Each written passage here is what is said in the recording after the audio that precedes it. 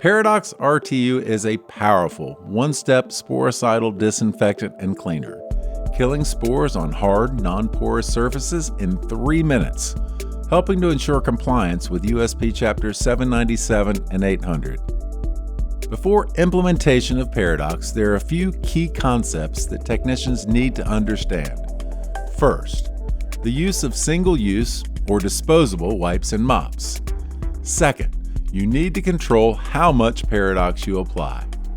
And lastly, you must dispose of those used wipes and mops properly. Adhering to these principles can help manage and reduce odors associated with the use of sporicidal agents. In general, people tend to overapply disinfectants, but Peridox has been engineered with wetting agents. This means that a little goes a long way, helping to ensure that you achieve the 3-minute dwell time without overapplying Peridox. Here are 2 best practice methods for the controlled application of Peridox. Do not pour Peridox directly onto the surface. Instead, apply it to your wipe or mop using the direct application method. This reduces oversaturation and helps to mitigate odor.